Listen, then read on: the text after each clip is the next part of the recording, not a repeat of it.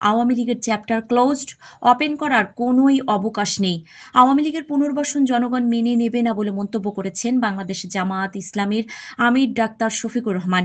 শুক্রবার ২১শে মার্চ নিজের ভেরিফাইড ফেসবুক আইডিতে দেয়া বার্তায় তিনি কথা বলেন।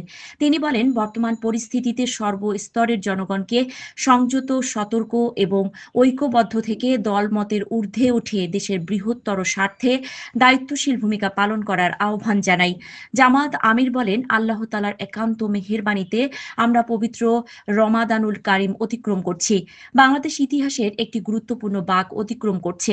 দীর্ঘ ফ্যাসিবাদী শাসনের পর ২৪-এর ৩৬ জুলাই আমরা একটি নতুন বাংলাদেশ মহান আল্লাহ রাব্বুল আলামিনের একান্ত মেহেরবানিতে উপহার হিসেবে পেয়েছি। এজন্য মহান রবের দরবারে অসংখ্য অসংখ্য শুকরিয়া।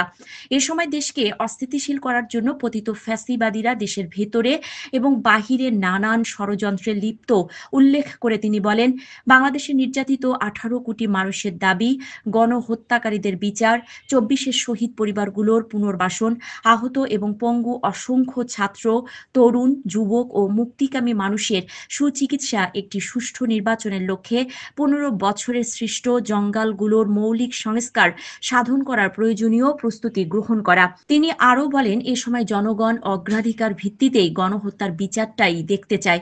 এর বাহিরে অন্য কিছু ভাবার কোনো সুযোগ নেই। আমরা সর্বস্তরের জনগণকে সংযত, সতর্ক ও ঐক্যবদ্ধ থেকে দলমতের ঊর্ধ্বে উঠে দেশের স্বাধীনতা, সার্বভৌমত্ব রক্ষায় দায়িত্বশীল ভূমিকা পালন করার আহ্বান জানাই।